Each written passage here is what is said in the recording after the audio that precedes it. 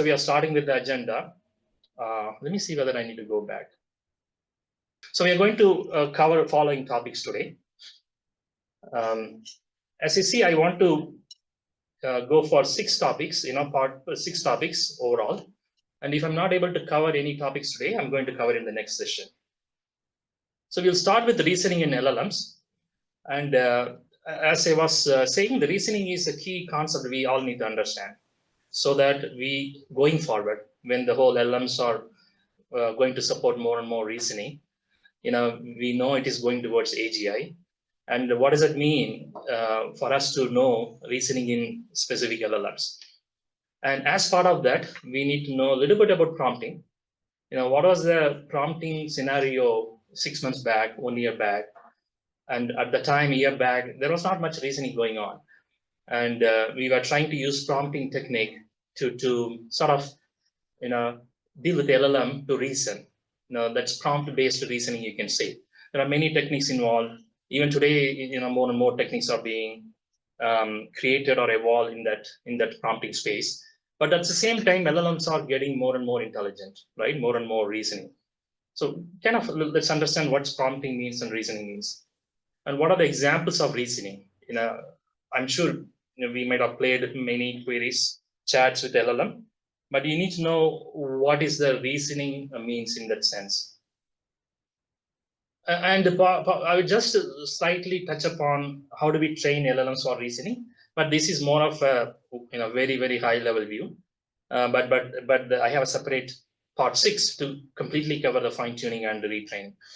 And then and in this topic, we just talk about how, for example, DeepSeek gets trained on reasoning. And then later, when we talk about fine tuning, we will talk about how to add more reasoning to the LLM that we derive from DeepSeek. And then there are many ideas going on. In the last bullet, several ideas to improve reasoning. There are tons of research going on. Every day, one or other paper are coming. Even a few days back, Stanford released S1, some paper on S1. I'll touch upon S1. That tells a completely interesting way to, with a very minimal data set, you can bring in a very good reasoning in the LLM. So you can see after the DeepSeek ideas, so many new ideas coming around, and more is going to come in the next few weeks, next months. In the part 2, we will touch upon, this is more of very, very high, if somebody is not familiar with DeepSeek, this slides, this will tell what are the different models and stuff like that. Very, very general concept in the part 2. And then we talk about how is a DeepSeek actually being trained? What is a typical train pipeline in DeepSeek? This is all information that we see that DeepSeek released from that paper, and then other commentaries, going around about the DeepSeek. And we'll talk about a few concepts around the cold start fine-tuning and reasoning-oriented reinforcement learning. These are the internals of the DeepSeek. And then a part of that is rejection sampling. All these things we are going to kind of discuss in the course of the topic. And then a little bit about and then we are going to cover more about mix of experts, right? How the mixer of experts concept, which is not new. It has been in there, in some or other way. It's a very old technique. And then Mistral happened to one of the first LLMs to sort of use this concept. And then DeepSeek further improved in a significant way, with the concept of shared experts. And then even today, I saw there are going to be a mixture of experts, like 1,000 experts or even 10,000 experts are going to be coming in the future. Today, we are talking about 12 mixture of experts in the LLM model, or 34 or 50, in that order of experts is going to be exploding in the coming future. And then there are a few things about multi-level head attention and things like that. And then we'll talk about some of the applications. And then we talk about, this is one of the things, if you want to take away from this meeting today, what is GRPO? It is one of the essence or key ideas behind DeepSeek, how they use this technique and how they are able to train their DeepSeek in much significant less resources. compared to say O1 or some other LLM model. So this is one of the key mechanism or logic or algorithm used in DeepSeek, right? And it's outsmarted all other LLMs in terms of training cost and then as well as sort of the inference cost. So we will talk about that. Part of that we talk about reward function. I have an interesting example which I'm sure all of us will get to know more about GRPO. And then last topic is fine tuning. This is the core. Many people want to know about that. Now I have the way I wanted to structure this instead of just saying that hey, you can fine tune this. What does it fine tuning means? Conceptually. That means what is transfer delay. The fine tuning is not a new concept. Maybe because a lot of us are coming to know about DeepSeek. Maybe previously, a few months back, before Llama, the fine tuning concept was not reachable or not usable for many of us because in order to fine tune, you need a lot of power, you need a lot of GPU. And then fine tuning was evolving over the years. And then finally, a lot of fine tuning sort of coming together with the LoRA, low adapter method. So we are going to cover LoRA concept today. And then with that concept, we are going to see how we can fine tune different LLMs, as a general. And then once we know the concept behind LoRa adapters and what is fine tuning means, why we need fine tuning. Once we are clear about these concepts, then creating a fine tuning application in DeepSeek is not a big deal.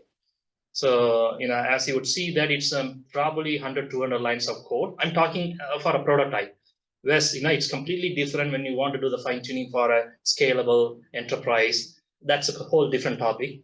But to understand fine tuning from a technology perspective, it's not it's like 100, 200 lines of code. Once you understand the LoRa adapters and concept behind fine tuning.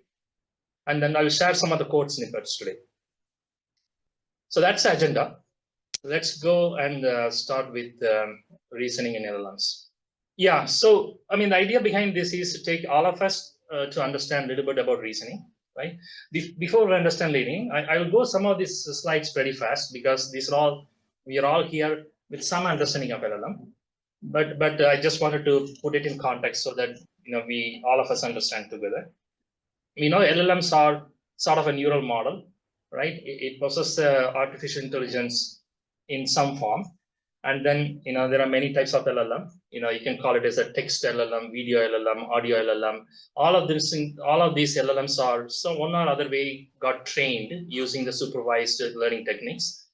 And then it's being used like ChatGPT, right? It is being used for summarization and then writing and answering questions. This has been going on for a couple of years. So we are all well aware of this at this point. And how does it work? This is a question some of us who are not gone into details would appreciate. It's basically work on neural model.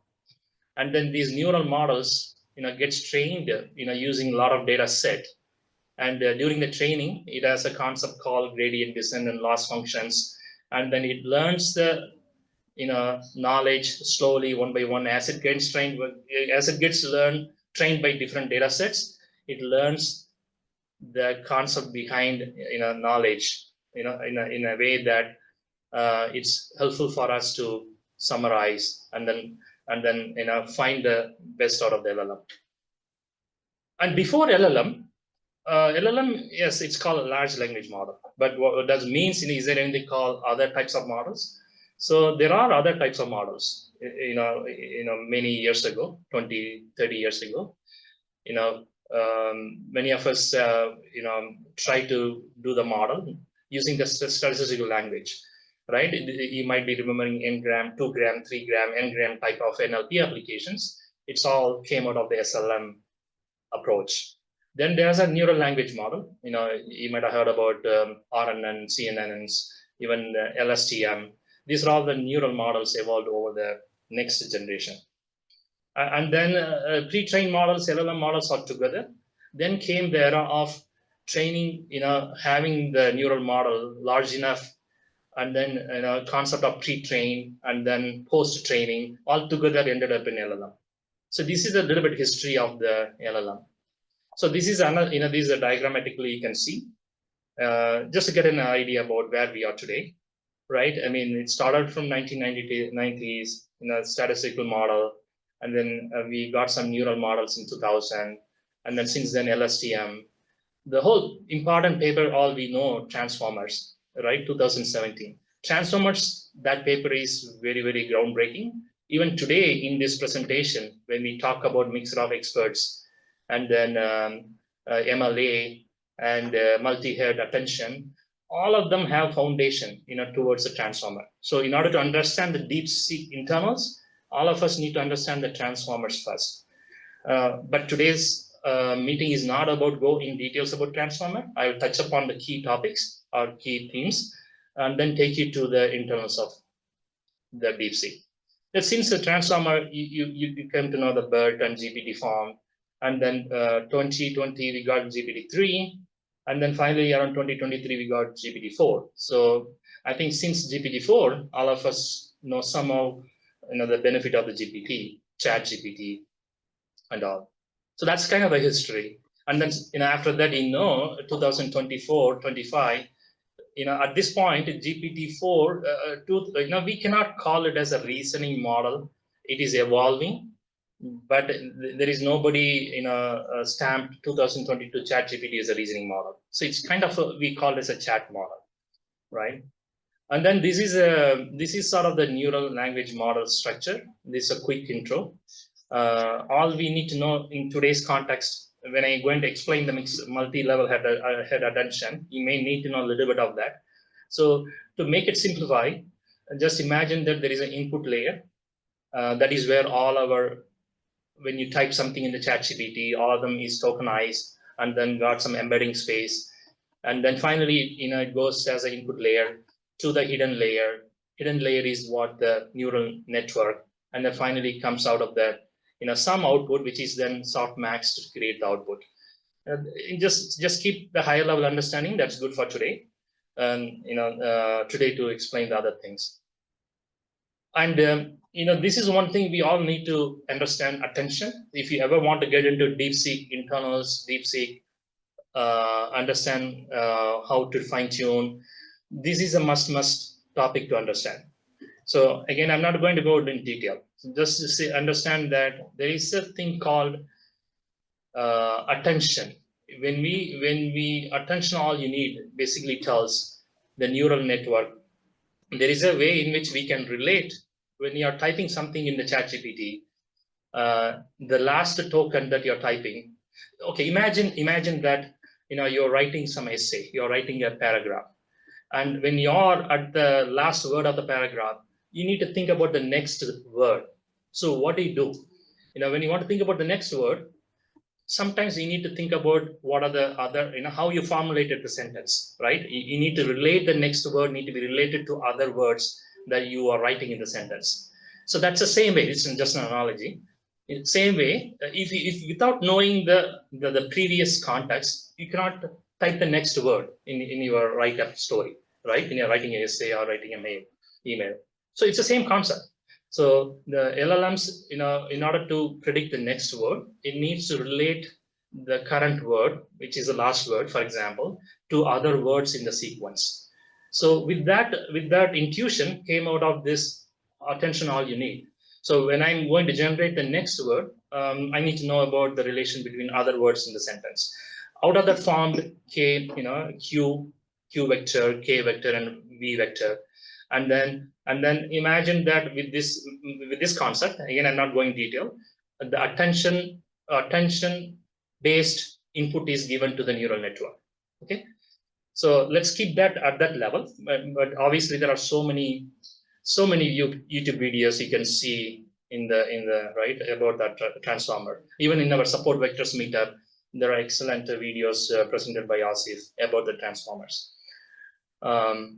And then, this is to know a little bit introduce, LLMs have a lot more dimension to that, right? We heard about only the ChatGPT, DeepSeek and all, but think about so many. These are just keep the words in your mind. It will come back when we need to apply that in the coming slides. essentially think about LLM means there are pre-training and there are multi-models, or there are fine-tuning aspect. There are so many fine-tuning techniques, and we are going to be focusing on PEFT, LoRA. Those are the things we can focus. But imagine, just need to know that there are many other types of fine-tuning. You can quantize, you can prune. These are all just keep this idea in your mind. We'll cover when we need it. Okay, so at the end of the day, we all know that LLM is a next word prediction. When I say we, I mean generally, if you are new to this, how do I intuitively visualize that? So, if you see the movies before the digital era, we used to have that movies or tape which is rolling around, and it's basically a picture by picture. But when you run that, the tape, you get the illusion of somebody is actually happening. So it's an illusion, right? Illusion in the sense when you run through the tape, when you run through the old movies with the tape based, correct? Every picture together comes as a movie. So have the same intuition here. Every next generation tokens, when you generate LLMs or machines to generate the next word or next token. But if it does in an auto-regressive way, that's a word they are using, if it continuously creating the next word, if it works in a nice way, it creating an illusion of you are getting the knowledge. So others may disagree, but this is my intuition of saying the LLM. It's a next word generation happening in a sequential way, giving an illusion of knowledge. So the machine is only a next word prediction, nothing more than that. And that's a key core concept we need to understand, right? So how LLM works? In order to understand this, let's look at that tutorial. This gives you. I'm just going to run that. I hope you can see that. Okay, here, if you look at the quick brown word is sent to the large language model. See, the fox is coming, and then fox is again fit into the model, and then finally comes the jumps. So that's a sequence of things happening at a rapid speed, and then you are getting the idea that LLM is creating the output, right? So that's an example of that. So it is called auto-regressive generation. It iteratively selects the next token from a probability distribution to generate the text. That's pretty much. If you get this idea, it's all about LLM. This is a key statement behind the LLM. Okay, let me go back to the slide. Now we come to that. And the reason we introduced so far is to get you the basic of LLM. Right now, let's talk about what reasoning means in LLM. I want to focus here the reasoning only in LLM, right? When this topic comes, a lot of people think reasoning in humans, right? Reasoning in animals. So, we don't want to jump into that. Focus here when we are here to understand. Our focus is to know how we define reasoning in LLM. At this point of time, LLMs are not reached human reasoning yet, right? I mean, it is going towards that. First of all, we don't know what is human reasoning means also. So we have some reasoning is in LLM, which is all we know is evolving at faster rate. So at this point, we need to have a definition of reasoning. Reasoning in LLM refers to the ability of these models to process and generate text that demonstrates logical, deductive, and inferential thinking. While LLMs are not explicitly trained for reasoning, that's a key thing, they have shown emergent behaviors that resemble reasoning through various techniques. So that's a key thing behind what reasoning means in LLM. What is an emergent behavior? The reasoning capabilities in LLMs often emerge as a model scale to larger size, such as those with billions of parameters. Yes, there is no evidence seen in smaller models. The reasoning is to the level in the large models possess. It may change in the future, right? It may be even changing in the next week, but as of now, this is understanding. Smaller models have less reasoning capability than the large models. And then COT prompting. This technique involves providing the model with examples step-by-step reasoning for a problem, which helps elicit more sophisticated reasoning outputs. This is very, very important. when I'm going to explain the DeepSeek internals, you will see that one of the way DeepSeek enabled the reasoning is through the chain of thought idea. And then types of reasoning. LLMs can exhibit various types of reasoning, including mathematical, logical. Of course, yeah. The way it's working in DeepSeek, you train with the different chain of thoughts inputs for math, physics, biology, in a way that they develop their reasoning skills for a specific domain, right?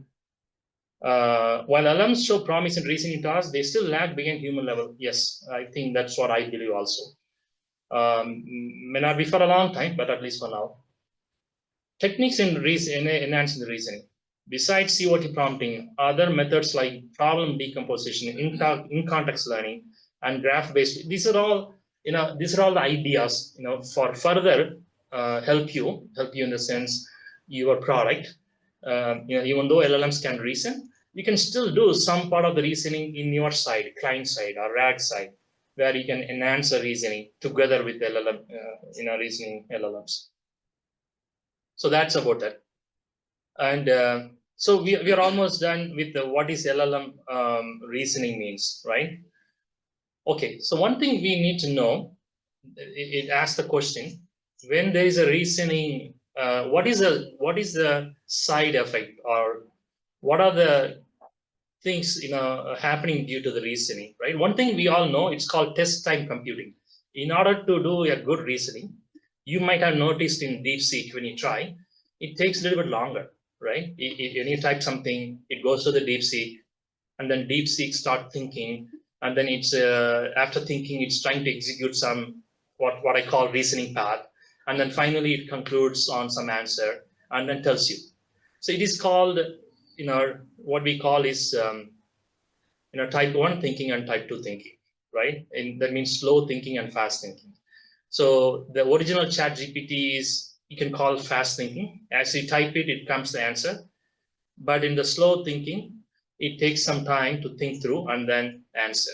So now you can say all these reasoning LLMs are like type 2 behavior. Type 2, in other words, it thinks and then gives you the answer, after it tries multiple steps. So so what that means is the reasoning LLMs will, of course, will take more power or consume power than used to be the ChatGPT simple LLMs.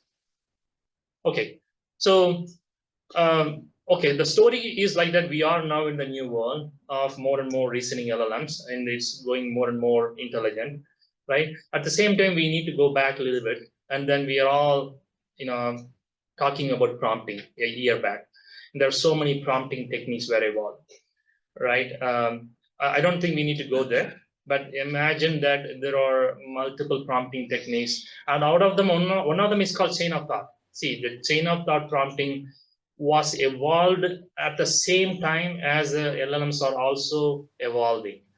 When the LLMs are initially trained with a lot of simple data, the data coming from the web, and sometimes they train with a little bit structure or chain of thought thinking in or feed to the LLM. So it is evolving. This ChatGPT 4, though it was not fully reasonable LLM, some of them are trained with some chain of thoughts in some specific areas and domains. So with that, chain of thought prompting came into picture. So if LLMs have some capability of reasoning, we can exploit that, use that using the prompting technique, using the chain of thought prompting. It's a moving target. Every day new LLMs have a lot of their domains are trained with the chain of thoughts, and that means you have the power to exploit that reasoning in your prompting. Okay, that's the idea. I just want to give an idea. There are many ideas, tree of thoughts. After the chain of thought, there are tree of thoughts, there are graph of thoughts. There are so many ideas came out of this. How do we improve the reasoning capability? Either in the application side or in the LLM side, or both are evolving at different speed. So that is one of the confusion I had when I was going through the last 6 months. Yes, sometimes we can use the prompting to infer more, gather more, retrieve more from LLM, right? At the same time, LLM is also getting smarter. So you have to quite read a lot, experiment a lot to get to full understanding of that. Okay, so we can say that in summary, there are two models: chat models, and then reasoning models, right? In the chat model, this is a classification we are giving. It's not like anybody is saying this is a classification, but this is a general understanding. In the reasoning type is for chat is system one thinking, and we classify the reasoning models, which is getting popular more and more, is system two thinking, right? And in the case of chat model, we need to instruct. This is one of the main idea we need to have.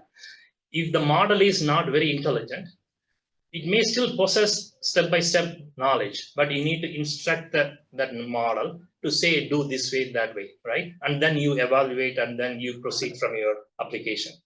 But if it's a model is a very good reasoning model, they already know the steps. You simply provide the intent, say the outcome. The model is able to run through the different reasoning path, like the way DeepSeek is visible today. O1 also a good reasoning model. Only thing in O1, all the internals are not visible. It is reasoning, but it's not visible to us. But in DeepSeek, it's completely, at least more visible now. So that's kind of the way I differentiate. Okay, it's all saying at the end of the day, for the purpose of today, is about chain of thought prompting is the key thing we need to understand. It is one of the foundation for enabling LLM model to become more recent capability. That's pretty much the message. All right. So does the transformer architecture have, this is I think we talked, but this is simply saying that you can imagine this as a summary of what I have trying to convey there.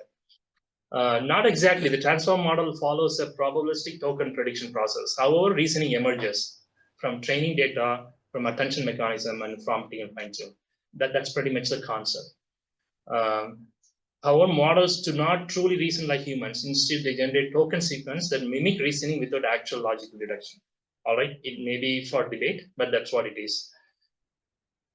Okay, so this is to say that for us right now, chain of thought is the key thing for our focus. But keep in mind, you may see tree of thoughts. How do we train the LLM with tree of thoughts? How do we train in an LLM with iteration of thought? These are all, I mean, if you look at the papers, it's all new papers coming along. So over the time, it will tell us, how far this is going to be successful, how far this is going to be, improving the reasoning. So time will tell. Okay, human-like thinking patterns. And you can look at this slide. You can read these things later when you get time. This is just more information about reasoning. And this is a template. When I start going through the fine-tuning exercise, where we need to follow some templates. So when I talk about the DeepSeek fine-tune, at the time we are going to simulate some COT, chain of thoughts data set, and using the data set we are going to train the model. So this is just a precursor to say that how we can give a step-by-step instruction to the LLM. Just keep a note at the high level, but I will come to that later. So the next two slides are very interesting. Again, again in the context of reasoning, just to tell you that we need to know how many tokens, right? Every model, that's the thing you need to keep in mind. So every model may behave the reasoning differently. So one of the probably a quality of model having good reasoning is how many tokens it spent in the output, right, during its inference time. So that may be one of the way to visualize how much time it takes. So in this example, we are asking the question, what's the answer for 2 plus 3, right? And then if you look at here in Llama model, it took 7 tokens, right? Llama model is, I don't, classify it as a good reasoning, right? Our O1 model, I think we need to pronounce OWQ or KWQ, I don't know. So that took about 901 tokens. This is one of the earliest reasoning models. It came out of Alibaba, I think, and then it created out of that. So it actually went through multiple reasoning paths, about 9 reasoning paths, and then finally it concluded the answer. So you see the difference between how many tokens it takes. It is in the order of even 100 times, right, compared to the simple models. That is something we need to note down, how this is going to shape our future reasoning. There are many techniques. In some cases, they have the LLM called, they have a hard stop. After the 5 iterations, stop it. There is a word for, I forgot it. There are techniques evolved. They don't let all the reasoning paths to go. They will have some limit on n number of reasoning and then decide. So there are techniques being figured out to reduce the number of tokens coming from the reasoning models. All right, DeepSeek, it takes about 936 tokens. Wow, for the simple question, right? What is the answer for 2 plus 3? So you can imagine, that's the insight you want to get it in a chat model. Very simple processing happening inside the LLM. In a reasoning model, a lot more thinking going on in the LLM, which means a lot of things. Which means compute cost, or GPU cost, energy cost. So there are pros and cons, right? And this another slide, it tells you that what is the compute time scale and the test time scale for the reasoning. The message you want to get it, as the time goes, during the training, if you keep your training for a long time, either using SFT or reinforcement learning, your accuracy is going to go up and up. That's what this graph is doing. Same way, inference time or test time, if you allow more reasoning to happen, obviously the quality of result will be more. So that's kind of the slide it says. Okay. So I'm going to skip that in the interest of time. So check out S1. This is a Stanford simple test time scaling. This is a new paper. It just came on February 3rd. That basically talks about, key message here is, we curate a small data set of 1,000 questions paired with the reasoning traces, relying on 3 criteria we validate through ablations: difficulty, diversity, and quality. And the second, we develop budget forcing. So that's the word I was looking for. The budget forcing is sort of stopping the reasoning not to go further for a long time. That's called budget force.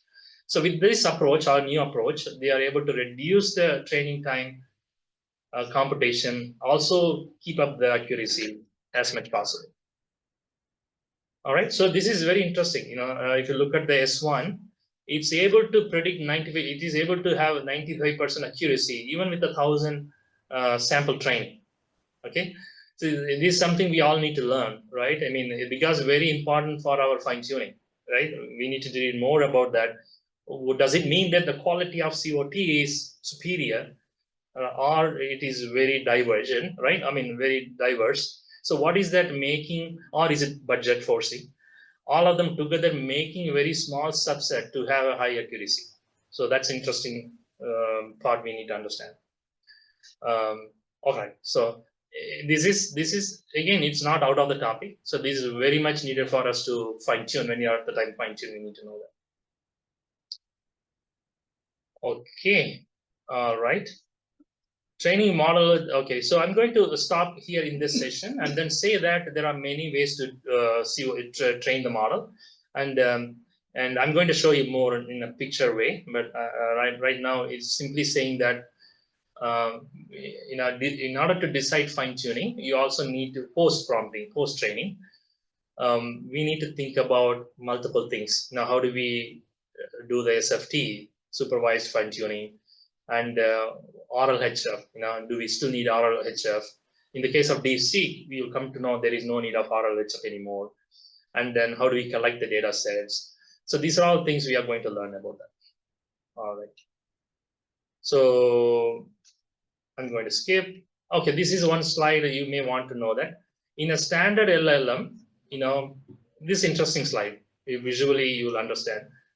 In a standard LLM, there is a pre-training phase, there is a post-training phase. So now I'm introducing this concept because in DeepSeek also we have the same pre-training and post-training, right? And then imagine this is not DeepSeek, I'm talking in general, let's say ChatGPT LLM. So we have a pre-training and post-training. In the post-training, you have a SFT, supervised based fine-tuning, and then you have an oral HF. So this is a typical workflow or a pipeline in a LLM model. And then if you look at inference, inference is pretty fast because, as I was saying, ChatGPT doesn't have a lot of reasoning path, so inference will be pretty quick. But in the case of reasoning model, this is just enforces our whatever I've been talking so far in a visual way. In the reasoning model, you have the same pre-training and post-training, but the important thing is there will be SFT, right? And then there will be a sort of reinforcement learning will be happening, right? And then you may have RLHF, you may have something called GR. We are going to talk about GRPO. So and then inference time is always more, because in the reasoning model, inference time will take more and more time. That's what this diagram is trying to say there. Okay. What does this say? This is some post from Jason Lee. Let's see. This is not new. This is interesting post. Do not do chain of thought purely via prompting. Train models to do better chain of thought in use. So that's a key message. That's what we have been doing. This is like 4 months back, maybe. But that's what we have realized after the DeepSeek. Train the model, right, with a lot of chain of thoughts to improve the reasoning. So that's what, I mean, I don't know how, I'm not sure who is the person behind that. I'm sure he's one of the popular guy from the OpenAI.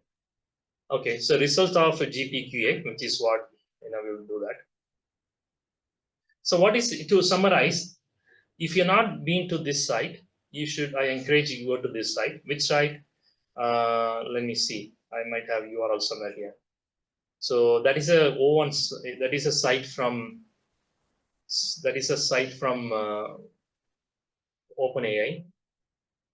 Okay, let me see that. What? Can someone type, basically this is what I'm going to say. If you go to O1 site, OpenAI site, and you can play with your chain of thoughts. So though they don't, when you run on your own, they don't give you the traces, but here they have given examples how O1 is thinking, right? I mean, I just give it a homework to you guys.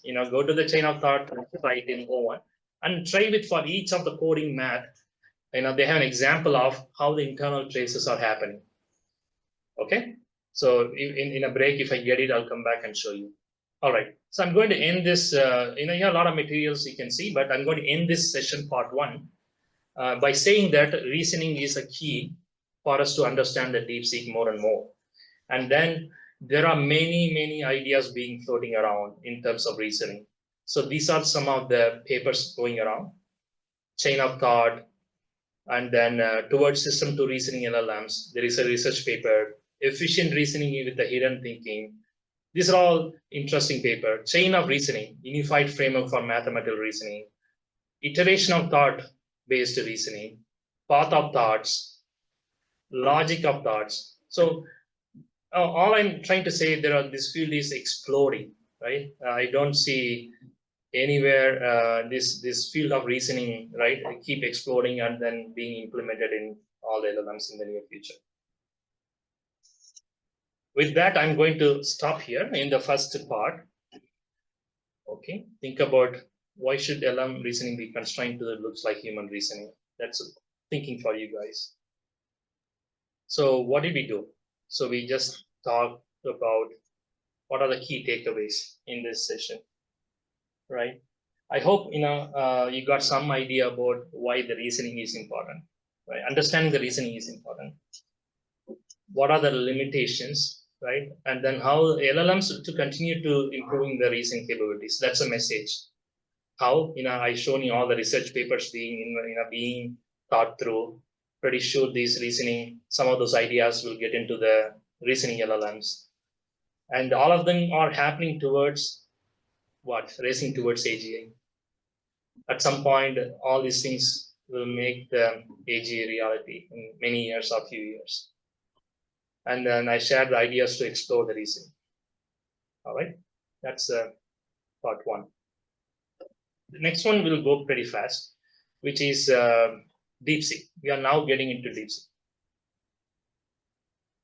So DeepSeek have multiple models, but to understand how DeepSeek is compared to others, this particular slide helps you. If you compare DeepSeek with other models, LoRA or OpenAI, you may want to note down the numbers you see. It's almost matching or beating, right? Some cases it's beating, all right, 92. And then, look at 82 in the case of, I mean, English, this is not English.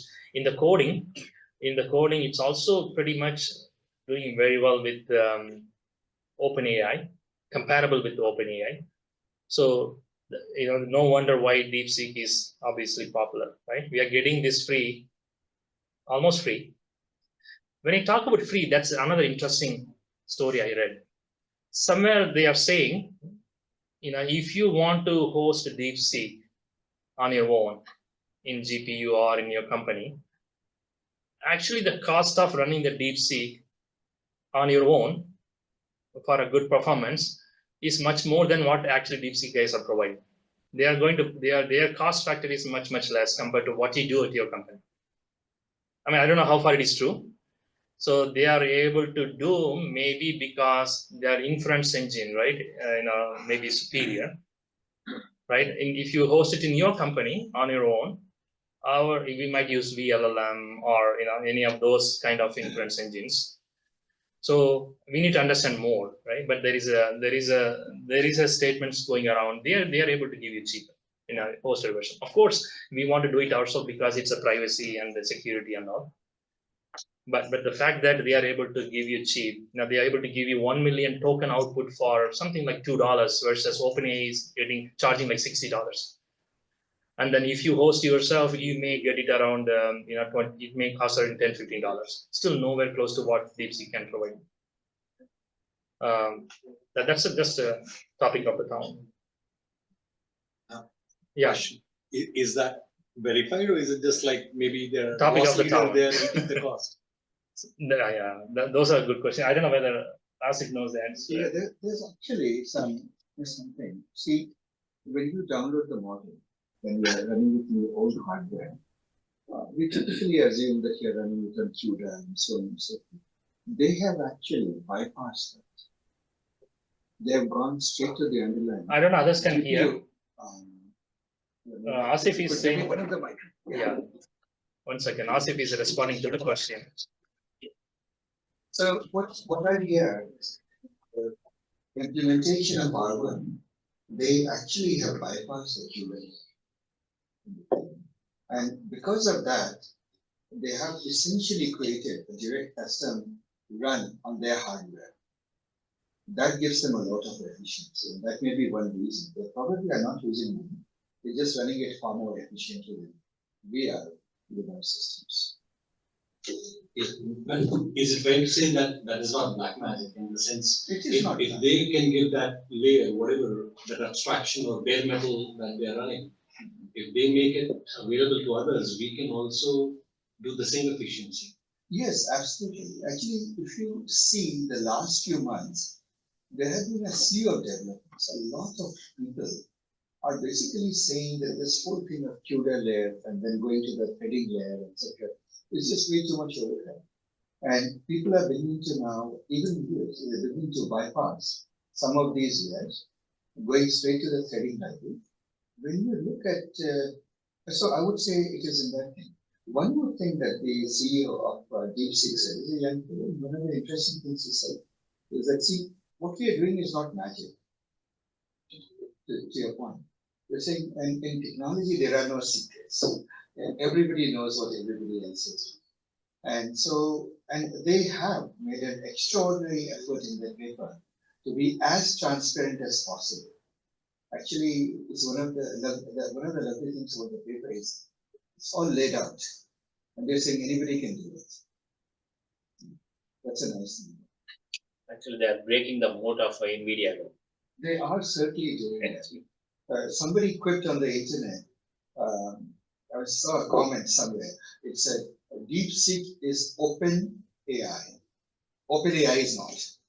Right? So sort of captures the whole feeling that the open source community has. And obviously this has gotten highly politicized and many things. So somewhere else I saw another very good summarization. It said, the open source is celebrating, billionaires are weeping. Something like that. Yeah. All right, thank you, Asif. So this is the, yeah, as you see, it is open source, right? DeepSeek-R1. It's under the MIT permissive license.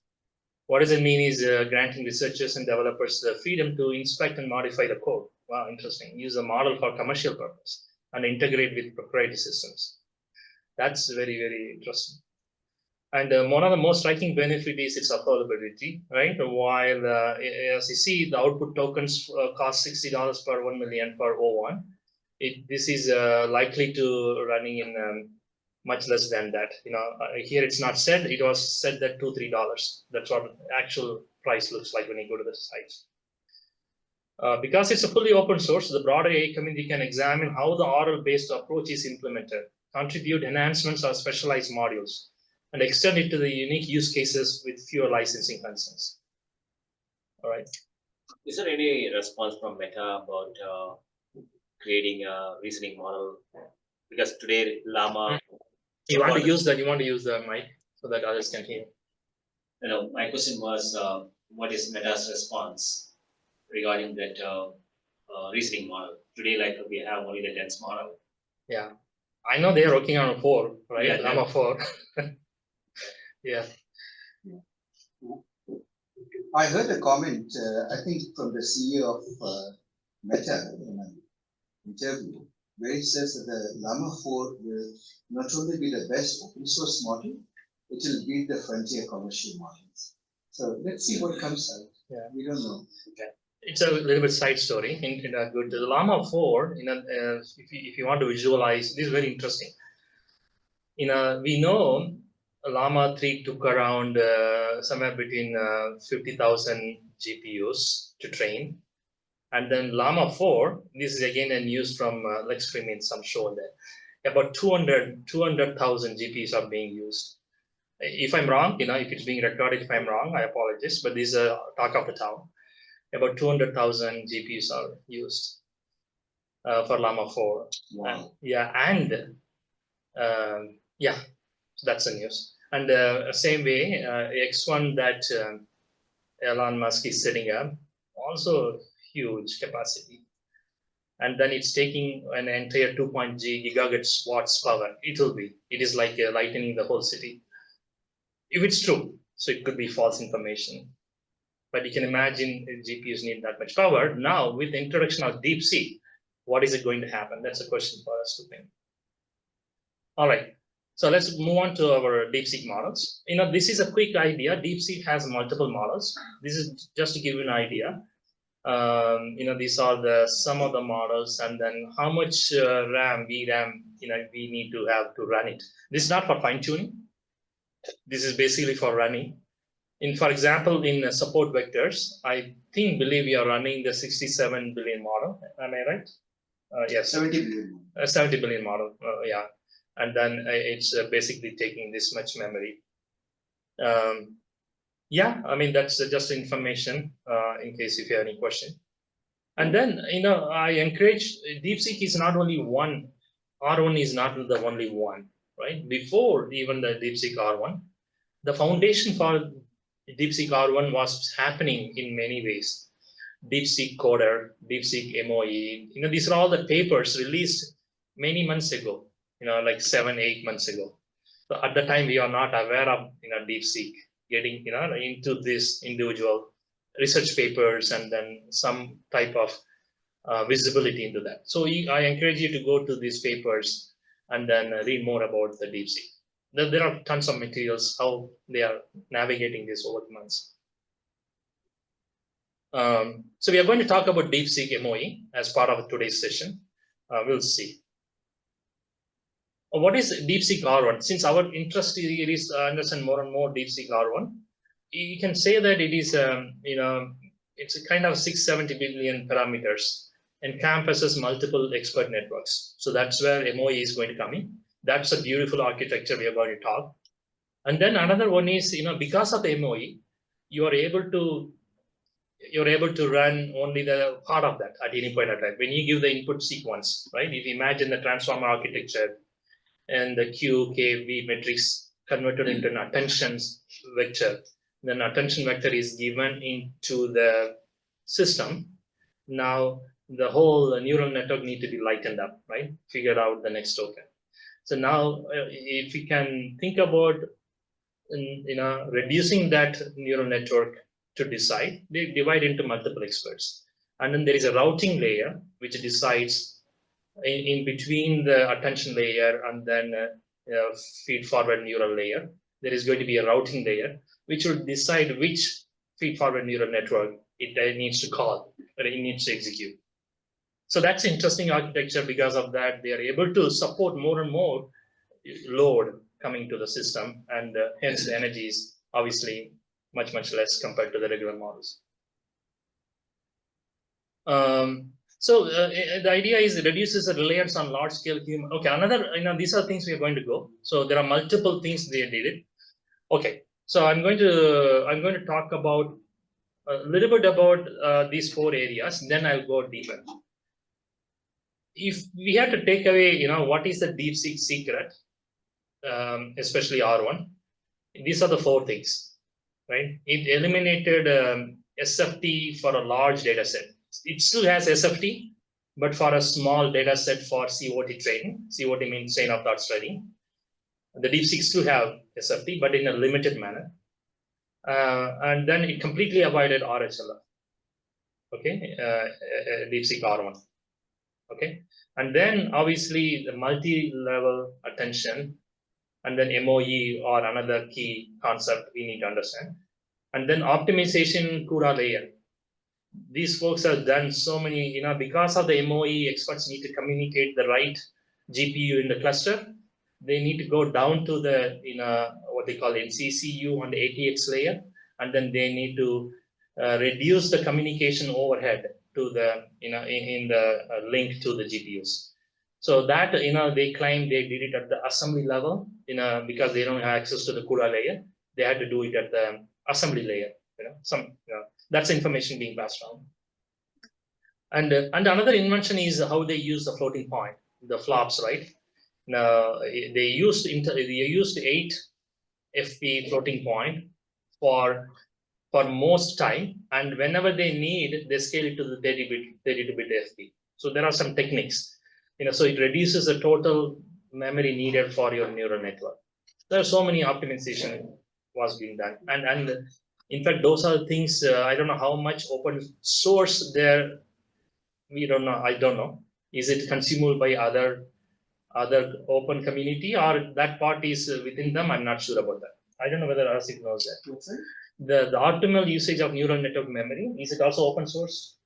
Actually, at this particular moment, they have open source. They have been pretty open about just about everything. Okay. The only thing they have not revealed, to my knowledge, is the training data, which no one seems to show. Okay. Thank you.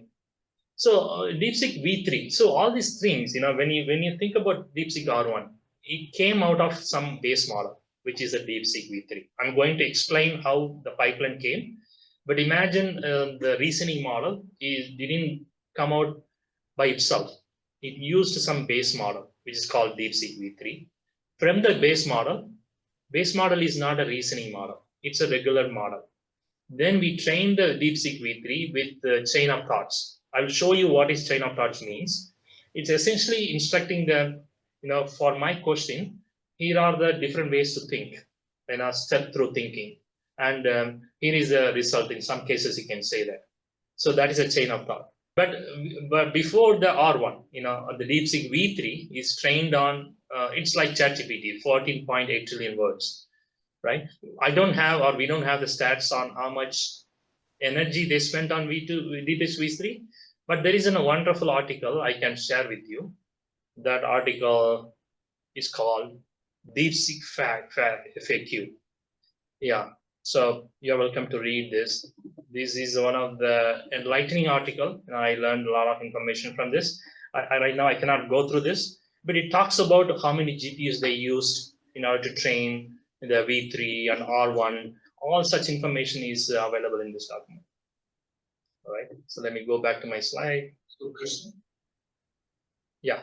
Can you run DeepSeek on a CPU-based machine, or you need GPUs? Because somewhere I run heard means for the inference, right? inference. Yeah, you can run.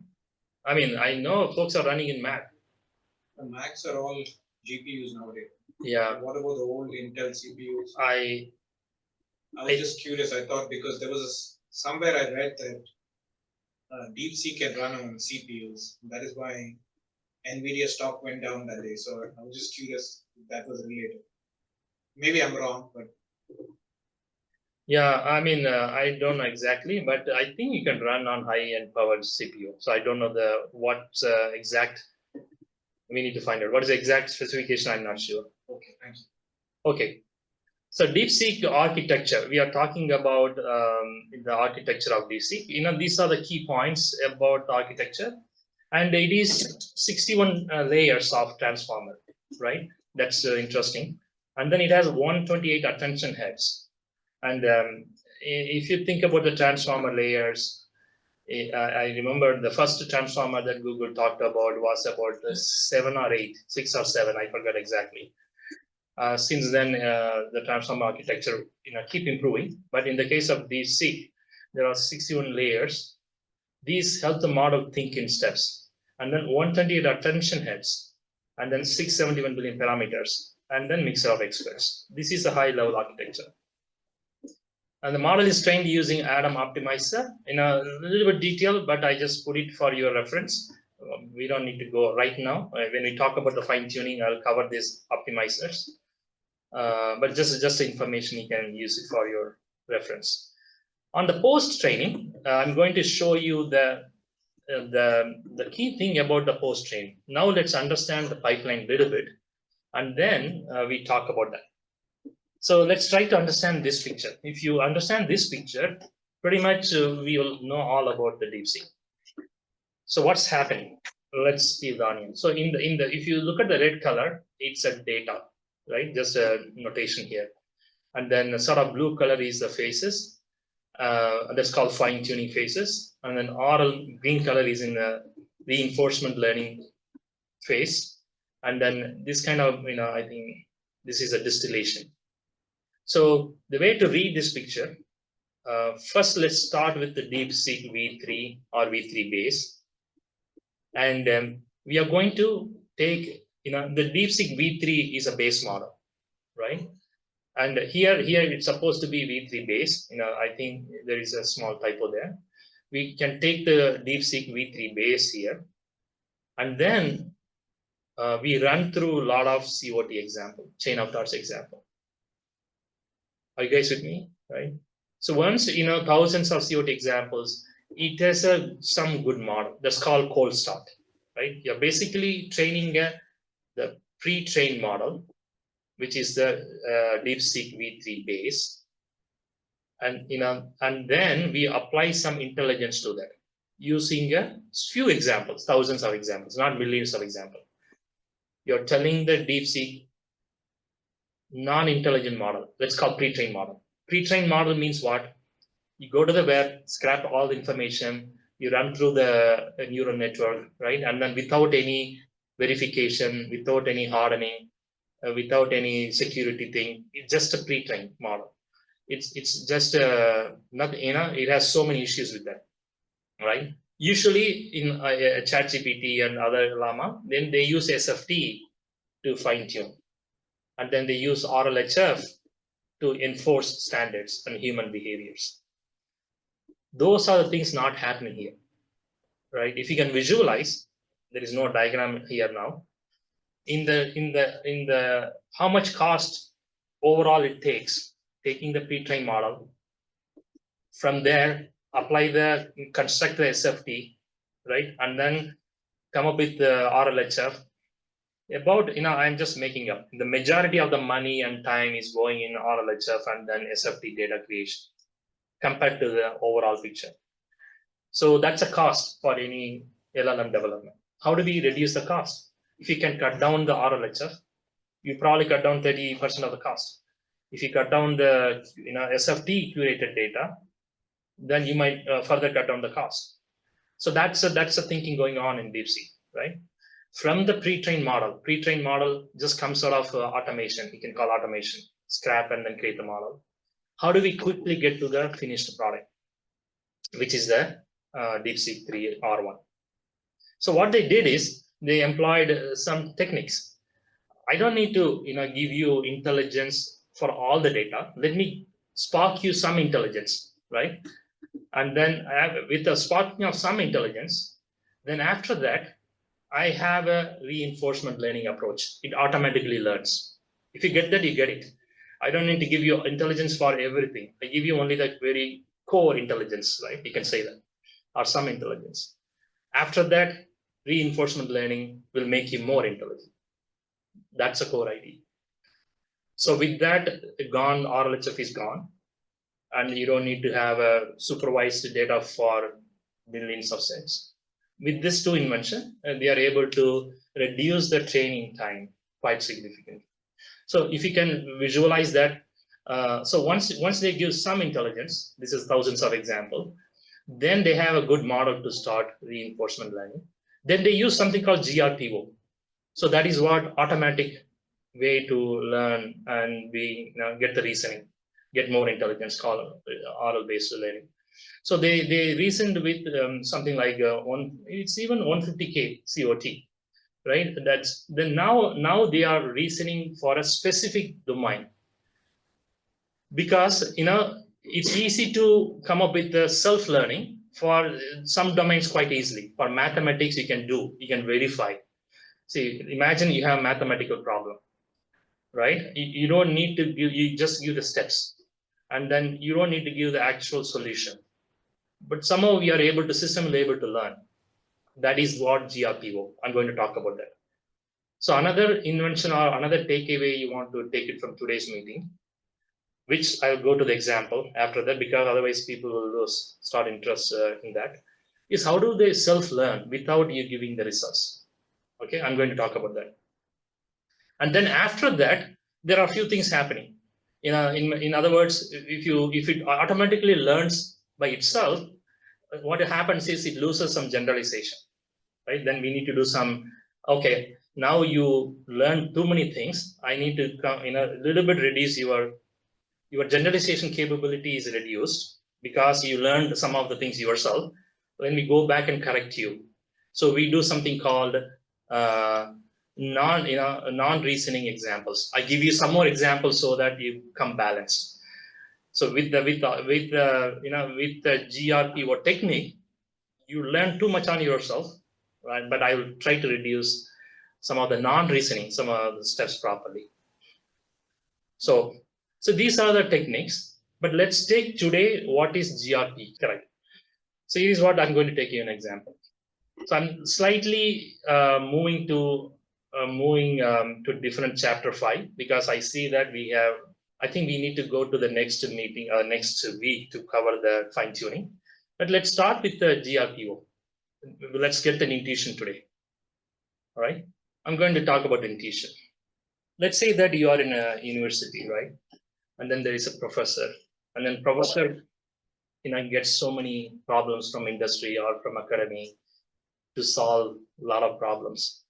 And then he has a lot of students. He thought, okay, why not I train his students to learn, to teach these problem solving capability, right? He continuously hand over the problems to the students over the year or over the next semester, right? For example, but he has some criteria.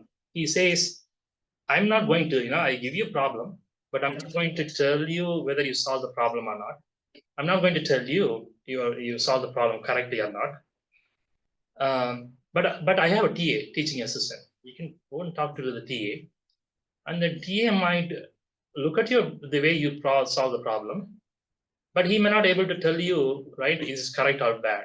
He can tell you, and the TA can tell you, you did a good job. The process is good. The way you solve the problem is good, right? But the TA is not going to tell you the actual result.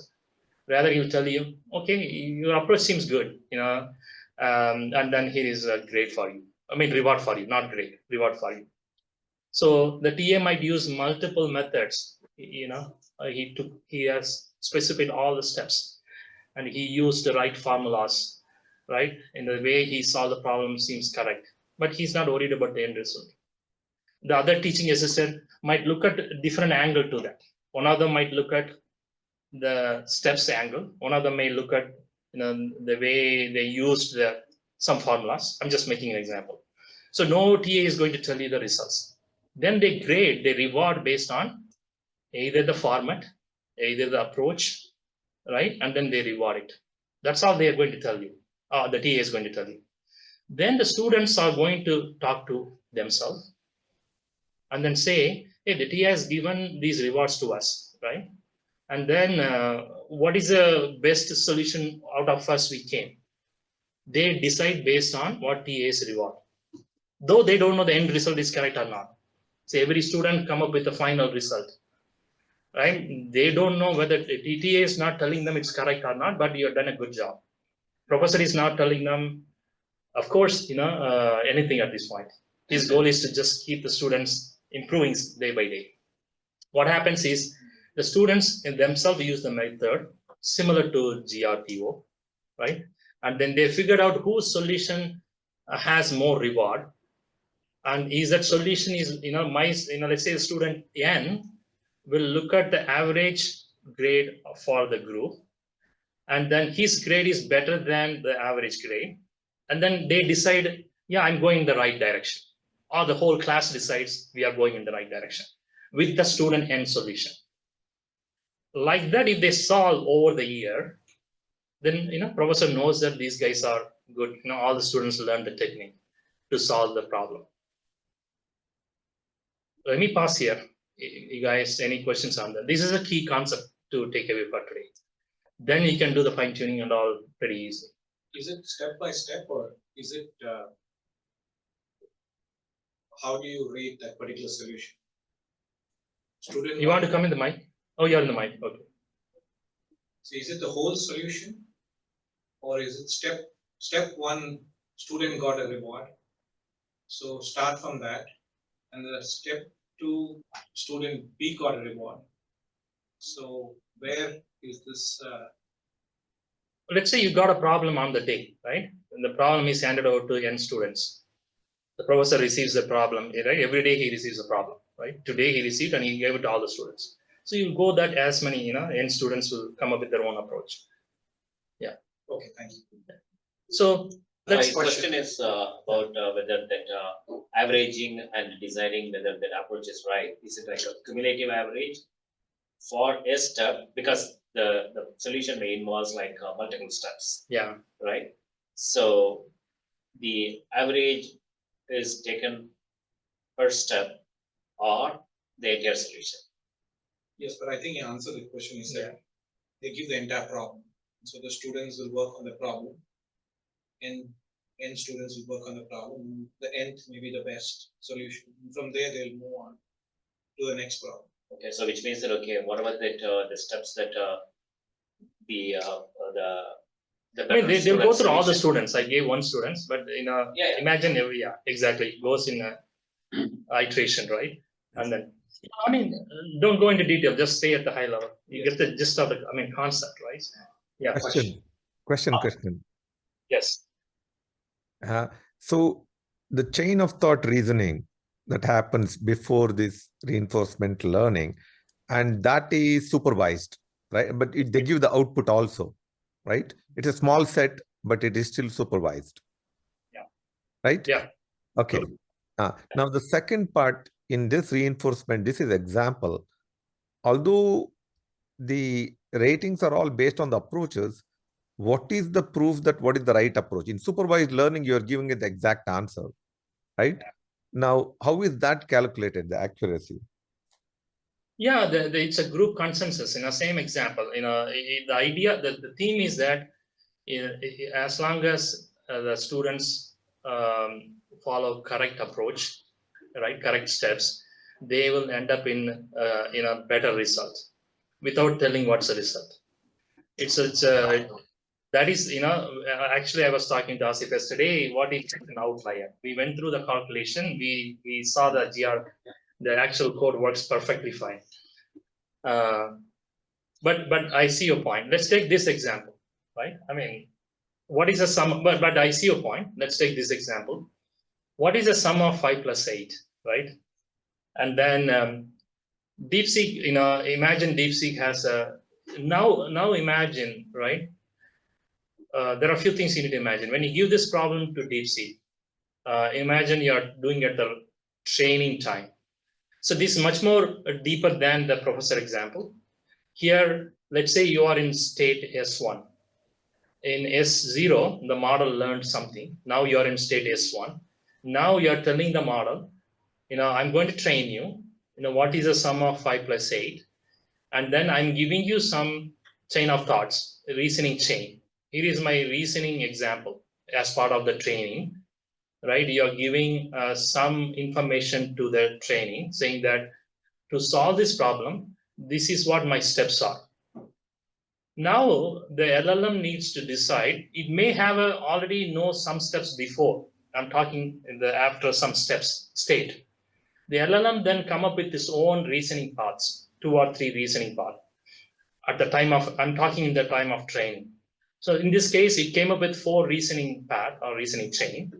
Out of the 4 reasoning chain, the LLM needs to design with the help of GRPQ, with the help of reward, not the final result verification. Here, for example, I'm not giving the final result, right? I'm just saying what is the sum of 5 plus 8.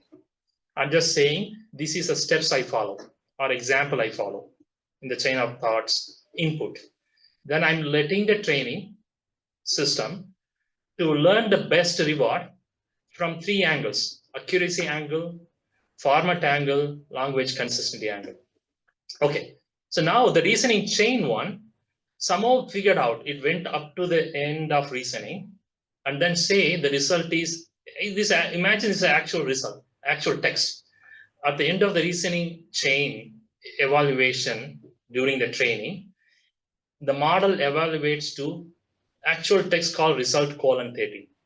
Okay, another reasoning path finishes the evaluation with the result called the result is 13.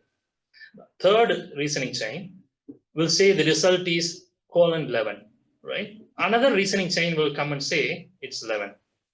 Just an example, right? And then out of the 4, one of them is good. We consider as a good result. Let's say that is the green color. The result is 13. All right. The way, first the training will evaluate all the 4 reasoning chain and then send this result called result colon 13 to the reward function. These 3 reward function.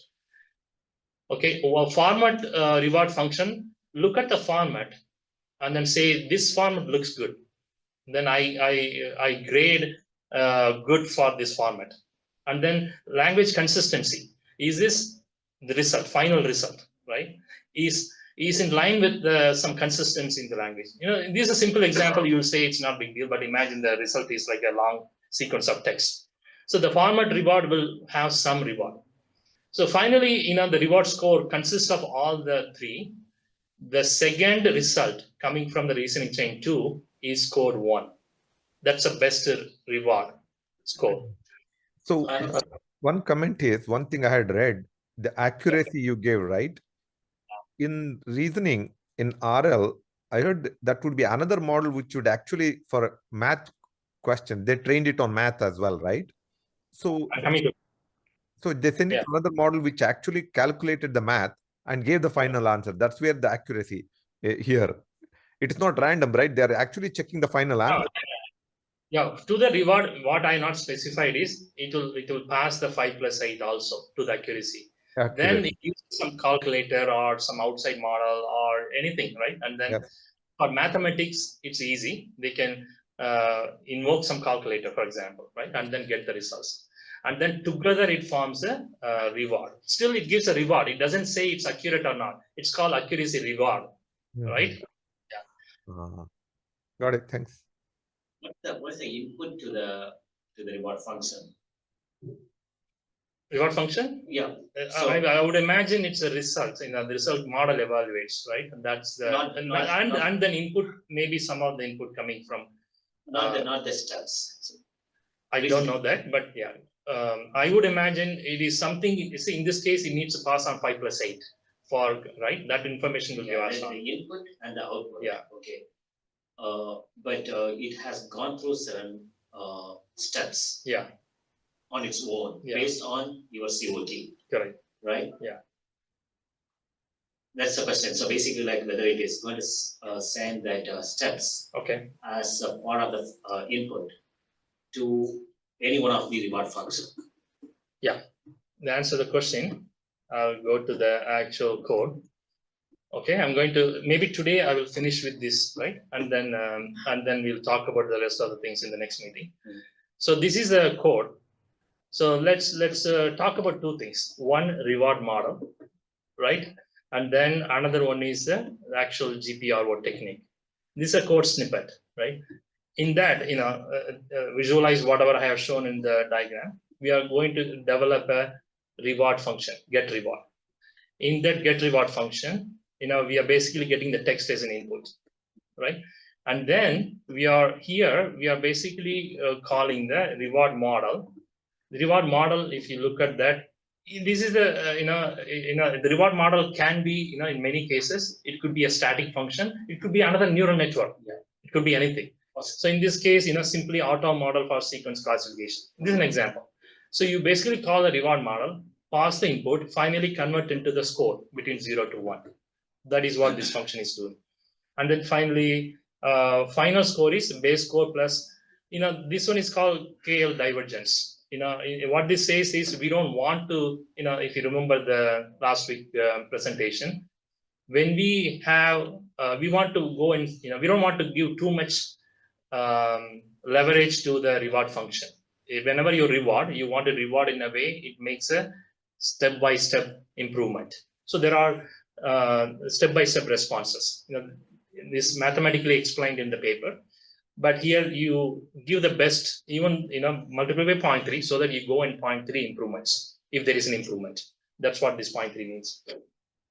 So this is an example of reward function, simplest reward function.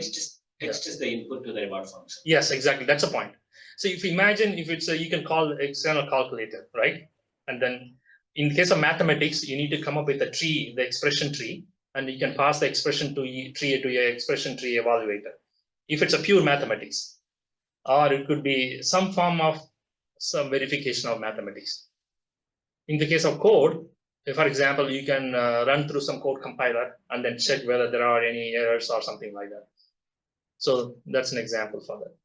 Did they actually do that? In the sense, this is the crux of RL, right? Without the RL HF, they removed the HF, right? For removing the HF, and interestingly, they have taken the data sets that they've taken are mathematics, which is easily provable, right? You can send it to a model to find the exact answer, right? So there is no, this was all completely automated. What mod do they disclose what models they use for mathematics for the reward? No, see, what I did is this, okay, nobody, I don't think they went into that detail, because this is my understanding of GRP or GPRO and then GRPO, and then telling you this is what the solution for the GRPO, okay? So it is not exactly going on in the DeepSeek, which I'm not claiming that this is what going on in the DeepSeek. This is, though there are some claims, but and I'm not going to be responsible for saying that this is a DeepSeek algorithm. This is a GRPO algorithm. I'm sure something like this is happening in the DeepSeek. Okay, is that that's a disclaimer, Sanjay? Thanks. But this is for us to understand the DeepSeek internals. This is not related to the fine tuning. So what we are trying to say here is fine tuning is a completely different. I'll come to that. Right? GRPO is a training time. The technology, and then to train it. So we are now thinking like a DeepSeek internal folks. And this is just for us to know more about that. But fine tuning is a completely different topic. I have a question. So, when you give the example of students, you also mentioned that the students also collaborate with each other. So here in this case, in this chain of thought, are they also collaborating? No, I don't think, and that's not my understanding. They don't need to collaborate. That's Yeah, exactly. Then once you get the results, Yeah. is there a consensus or is it like the Yeah, it's a highest one consensus, right? One of the student, let's say in my example, N student, at that point of iteration, everybody agrees, all the students, oh, yours seems like good, because teaching assistant says your approach is very good. That's all they decide, and then they will learn. Next time, you will follow your approach. They learn from that. So when you say next time, they learn. Next problem comes. Okay, next problem. Yeah, professor But hand do over they the next iterate? problem. Huh? Do they iterate? So Iterate, so right now today, you are one of the student. Your approach is great. All of the students think, let me follow your approach from next time, right? Your approach of steps, some of the steps and all. So the group learns it now. That means equivalently the model learns, right? I mean, we think your approach is good, we start learning your approach. But another problem comes, and then it may have a different learning parameters, right? It may be Albert has better methodology for some of the steps, for some of the problem. So he outsmart other students, right? Then the system learns as a group, you learn both your technique and Albert technique. So both techniques now become stronger technique. It's a similar concept. Now, to that question, how many epochs did they run? Do they mention? That's probably that's not available. No, those are all next level details. That's not available anywhere. I mean, though the article I mentioned, I gave you right in the chat has some information about that. To that, what happens to the reasoning chains that aren't selected? Are they dropped or stored later for further later training? Can you say that again, please? So the reasoning chains, say the students' approaches that weren't selected as the best approach, are they stored later or are they dropped? No. Duration. It's all stored in the model, reflected in the model, right? I mean, it is indirectly the model now understand all the weights and biases, right? I mean, forget about the student example. In the real life example, if you look at that here, it goes into the learning, right? The GRPO trainer, I don't have the full code here. Let's see here. And then if you look at this code, right, it's going in the epoch and it's taking one question from the COT and then the COT steps here called correct COT. And then it's adding the prompt. And finally, it is basically generated response. This is LLM, it's calling the LLM to generate the response. And in this example, they are not showing that the model is updated because this is not the real training example. This is only the example to show us how the GRPQ works, right? But it's not a LLM training code. But in the real code, imagine the weights are getting updated in the neural network. So that means your reasoning, the best reasoning part gets better preference in your knowledge as part of the LLM. I know what I'm talking is not reflected in the code. Both are different, but the question he asked is, how is it, the better reasoning path reflected in the model, right? That you need, yeah. Krishnan, it probably all you are saying is when the winner is chosen of the answers, then Right. that part is back propagated, the loss. Yes, back propagated with the loss. Exactly. I think that was the question in them. Correct. The last layer, when you look at 4 answers that have come out, right? Yeah. You talked about this is a token generator, right? Yeah. Now, in a chain of thought reasoning, let's say you look at the final result here. Result is :13, the result is 13, the result is 11, right? These are all streams of tokens that are coming out, right? Yeah. Now, is it coming from one node or is it multiple iterations? How does it happen? Does it go through the LLM on each one of them, go through 4 or 5 chain of thought outputs? Of that, it is chosen and then back propagated. Yeah, it's essentially going back to our root of the transformer. It's auto-regressive, right? Everything that you need to combine this with your auto-regressive nature of the transformer, right? Every token produces the next token.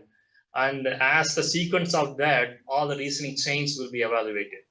So that is what you need to keep it in mind. At the end of the day, it's a next token prediction. Next token prediction results in evaluation of all steps. And then and then finally the model, back propagate and updates the weights. So there is a layer in the model it's part of the auto-regressive nature of the model, is able to process the reasoning chain and then the results, all as a token generation approach. Thanks. Okay, I will ask it to correct if I'm saying correct. It's basically, I think, what the Sanjay is asking. How does a model evaluates all the chains in the reasoning chains? Oh, how does the model evaluate? At this moment, we know that reasoning in this, so just pure reinforcement learning on chain of thought data, it seems to emerge. What it is not doing is looking at all the branches and evaluating the different branches of reasoning. The one interesting thing in the paper, you'll see it in a box there, is the example with the aha moment. So it learns to reason and then go back and reflect on what it has produced partially, and then has an aha moment and then tries to solve the problem differently. But what it is not doing is coming up with many different paths of reasoning and self-evaluating itself. And what this question is it all happening through the next word generation, next token generation? See, people have been trying to move away from this auto-regressive nature. You produce the next token, and what used to happen is you would create a loss function based on that. The whole point of this model, the reinforcement learning, is you train it purely through reinforcement learning approach, which means that you're giving a reward. The reward function is actually basically a compiler or a unit test or something like that, or the verifier, which is basically saying not the token itself, but once you have generated the entire response, what is the reward you get for the entire response? So this represents a significant departure from the earlier approaches, which should be accumulating a negative log per token behavior of doing it. It's one of the things people have pointed out for a very long time. That at the end of it, we are creating these machines are just producing next tokens. They are, but even the reward function, even the loss functions with which we train them, by the very nature, are like that. This changes. It says that let the entire answer come through, and then we'll let the machine know how much we like the answer. Can I ask one clarification question? You can park it if it is not, if it is out of scope. Now, if they're going to get 4 outputs and 4 are the ones that need to be evaluated for the average, the scoring, are all the 4 outputs in one, or will you run the same question 4 times to get 4 different answers and then you do the scoring? Oh, just basic reinforcement learning question. No, you're basically asking the details of the GRPO. Yeah. Group relative. Okay, now I got the context. Sorry, I wasn't paying attention. So here's GRPO differs from proximal policy optimization in one key way. See, in proximal, in the traditional reinforcement learning, what you have are, first of all, the main model that you're trying to train with reinforcement. But you have an auxiliary model called the reward model. You keep a reward model whose job is whatever the main model produces, this neural network, the reward model, then evaluates the result and gives it a score. And the job of the main model is to internally say, aha, if this is the reward I got, how should I change my own policy or my own internal logic so that next time I get bigger reward? Yeah. So that's your traditional proximal policy optimization. It has a policy optimization function. Think of it as the model itself trying to fix it or slightly improve. With this approach, group relative optimization, preference optimization, what it does is you force the machine for the given same input to produce multiple outputs. So that is what Sanjay, this is about, right? Multiple outputs. Now, Yeah. I got it. I totally got it. So it is more like a wrapper around the main learning. If I were to paraphrase for the benefit of others, is you pass the question through the model 4 times to get 4 answers, and each of them are sent to the external model for reward generation. If the reward comes out to be 0.6, the best one, you want to maximize it to 1. So you'll go through the loop many times. That's the back propagation. Fair enough, Asif? See, here's the thing. Yes, the first part is right. You pass it through the same query and it will generate, let's say, K outputs. Right? And the reward model will therefore produce K1, the reward 1, reward 2, reward 2. Score each of the outputs, K rewards. Now what you do is you essentially what people do in colleges, bell curve. So sorry, building on Asif, a in bell the curve. time of interest, let's Okay. finish it, then Okay, what we'll do, I'll yeah. be quick. We will So park you- this one. Yeah. Yeah. You make it relative, and then after that, you just tell that the best answer was this relative to others, and that goes to the back propagation. Got it. Yeah, I think definitely that's pretty much the way we are trying to understand Sanjay, right? Yeah. Thanks, Asif. So right now I'm looking at my time. So let me quickly pause here, and then I'll tell you. Obviously, we need to meet next week, and the next week, if you guys are joining, please join. What we'll do is we will quickly go through the inside DeepSeek. I'm just walk through the paper here. I mean the presentation here.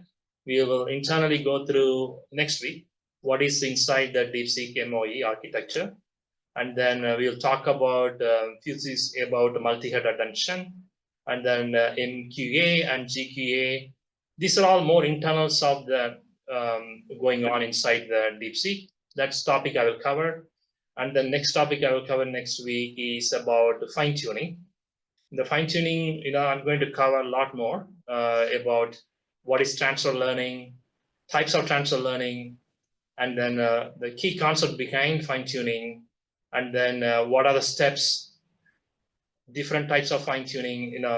Where the important thing with fine tuning is the PEF library. We'll go through the PEF library, and then I'll show an example of what is it before and after fine tune, and then key concept about LoRA adapter, and then we talk about a little bit about DPO, and then what is the main pipeline in the DeepSeek fine tuning? How do we prepare this data set, and LoRA adapter configuration, SFP configuration, and fine tuning code. Anyway, so these are the things I will cover next week. With that, I will stop it here. And before we leave, I want some, any questions, and I need some survey. Can I ask one question? Yeah. You had one metaphor about when you're explaining the GRPO, how the students will go to the TA, and the TA will look at the steps and evaluate it. Is this what's happening? Like, let's say one student, Sarah, has her process, like steps 1 through 5, and then the TA gives it a score, and then say Bob has some other steps 1 through 7, and the TA will give it a different better reward. Yeah. I'm just curious to know, like, how does it know how to evaluate the steps without a human, right? And you're saying that like they took the human out of it, so there's no supervision for this. Good question. Yeah. So that's a great question. So imagine for mathematical problems and then software problems, can you do without the human?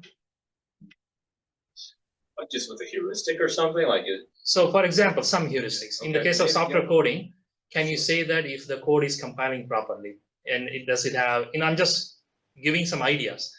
Is the code it compiles, does it have any other, code evaluation, so many static analysis tool, right? Is it scoring great in static analysis tool? Without the human judgment, you're able to judge the code. The answer is maybe, right? Similarly, for mathematical problems, can you use another mathematical engines to evaluate the quality of the code, and then whether it's outside the boundary, the results are not going anywhere, right? Some sort of within the boundary, the results are coming. So there is an aspect of without verifying the actual result, can you find the quality of the steps of the code? You can call it as a heuristics a little bit in that sense. So these are the techniques, right? DeepSeek involved. They haven't announced these techniques, but I'm sure it is part of the paper they have. For DeepSeek Math, they have the paper. In the paper, they might have probably talked about this. Yeah. One follow-up question. So in case there is a particular problem that two chain of thought gives exactly the same result, but one is more efficient than the other. So then the relative scoring also takes into account the efficiency of deriving the answer. I think so, though I don't know the answer. Yes, there are multiple reward functions, right? One is efficiency, time. For example, how much time the code, the engine, right? The static engine took to decide. So I'm thinking like that. So the answer is, could be the efficiency, format of the result, and then things like that can be considered as part of the reward. So nobody has specified the reward function. It is an internal secret to DeepSeek, but this is more of imagination from us. Sure. I'm guessing that the rewards are weighted. So like accuracy is a more weight. Yeah, definitely. It has to be. Correct. All right, guys. Thank you. And next week, please join. We'll go more into the next part of the presentation slides. Thank you. Thanks, guys.